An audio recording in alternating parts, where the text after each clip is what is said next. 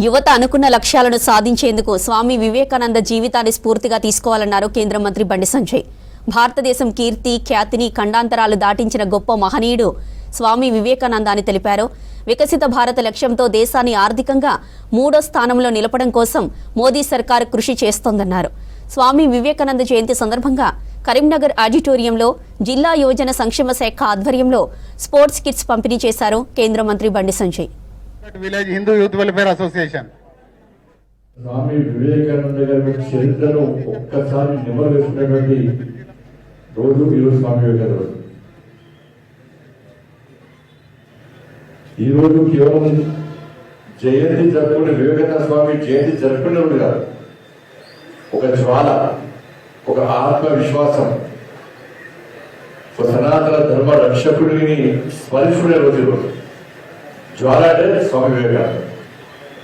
మరి భారతదేశం యొక్క కీర్తి ఖ్యాతిని ఖండాంతరాలు దాచినటువంటి ఒక గొప్ప మహనీయుడు స్వామి వివేకానంద. కేవలం ఖ్యాతినే కాకుండా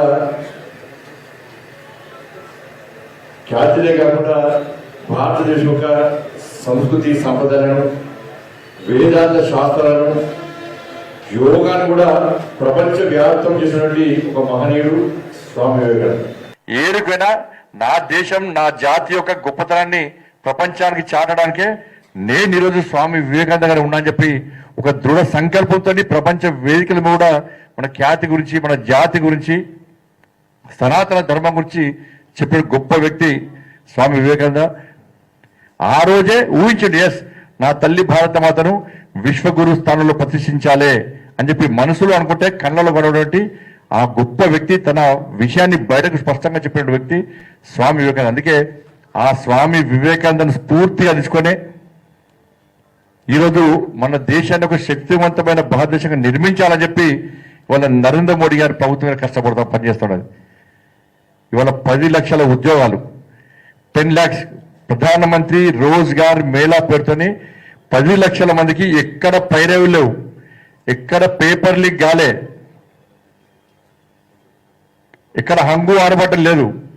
10 లక్షల మందికి రోజ్గార్ మేళా పేరుతోని దేశవ్యాప్తంగా కేంద్ర ప్రభుత్వ ఉద్యోగాలు ఇచ్చిందంటే దానికి స్ఫూర్తి స్వామి వివేకానందని. ఇవాళ ఖేలో ఇండియా పేరుతోని ఇవాళ దేశవ్యాప్తంగా కేవలం విద్యతో పాటు యువత క్రీడల లోపల కూడా ప్రోత్సహించాలన్న ఉద్దేశంతో ఖేలో ఇండియా పేరు మీద దేశవ్యాప్తంగా అనేక మంది క్రీడాకారులను ప్రోత్సహించడం, అనేక రకాల సౌకర్యాలు కల్పించే ప్రయత్నం చేయడం ఇవాళ కేంద్ర ప్రభుత్వం చేస్తున్న విషయాన్ని మనం